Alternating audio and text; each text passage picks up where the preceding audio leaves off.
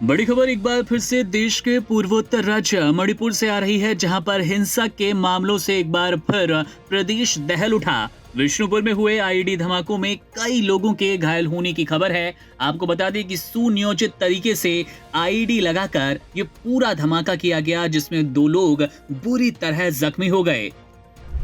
मणिपुर में एक बार फिर से धमाकों की गूंज सुनाई दी और पूरा इलाका इस गूंज में दहल उठा। इसके साथ ही विष्णुपुर जिले में सोमवार की सुबह जिस तरह का मंजर दिखा, उसने पूरे देश को हिलाकर रख दिया।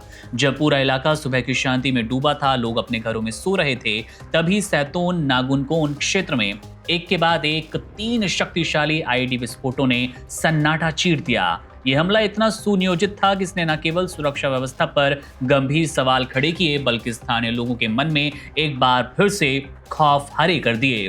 पुलिस और सुरक्षा एजेंसियों से मिली जानकारी के अनुसार ये भीषण धमाके फोगा कचाओ थाना क्षेत्र के अंतर्गत आने वाले एक लवारिस घर में हुए। हमलावरों ने बहुत ही शातिराना तरीके से एक खाली पड़े घर को अपना निशाना बनाया, ताकि वे सुरक्षा बलों को चुनौती दे पाए। धमाकों का सिलसिला सुबह करीब 5:40 पर शुरू हुआ और पहला विस्फोट इसी वक्त किया गया। इसके ठीक 15 मिनट बाद 5:55 पर दूसरा जोरदार धमाका हुआ।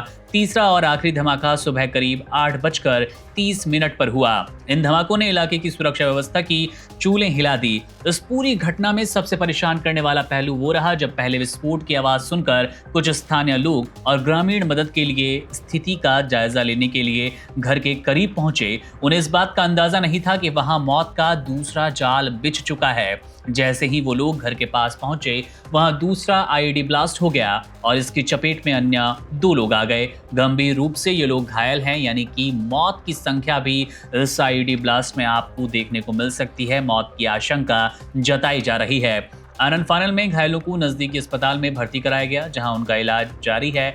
लेकिन इस धमाके के बाद एक बार फिर सुरक्षा व्यवस्था की पोल खुलती नजर आई।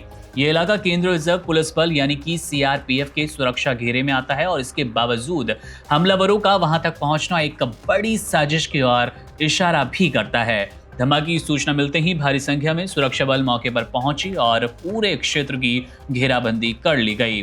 फिलहाल वहां सघन तलाशी और सैनिटाइजेशन का अभियान चलाया जा रहा है, ताकि ये सुनिश्चित हो पाए कि कहीं और कोई जिंदा बम तो नहीं है और धमाके की जो संभावनाएं हैं, आशंका है, उसको कम किया जाए। मणिपुर के तलहटी वाले इलाकों जैसे कि सैतोन और तोरनुंग दाजा हिंसा की ये खबरें हैं और लगातार ऐसी खबरें यहां से आती भी रही है, जिससे तनाव एक बार फिर चरम पर देखा जा रहा है। इसको भी मणिपुर की हिंसा से जोड़कर देखा जा रहा है। सुरक्षा अधिकारियों का मानना है कि यह हमला इलाके में अशांति फैलाने और लोगों के बीच दहशत का माहौल बनाने के मकसद से किया गया। यहाँ पर गौर करने वाली बात यह है कि इसी इलाके में दिसंबर के दूसरे हफ्ते में भी इसी तरह के बड़े धमाके किए गए। इससे साफ होता है कि ये कोई इत्तेफाक नहीं, बल्कि एक सोची समझी रणनीति का हिस्सा है।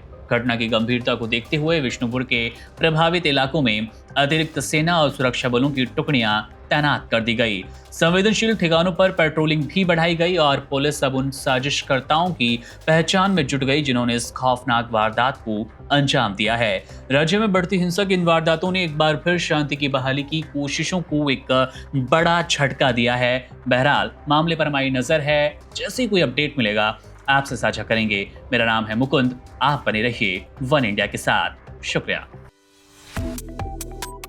Subscribe to One India and never miss an update. Download the One India app now.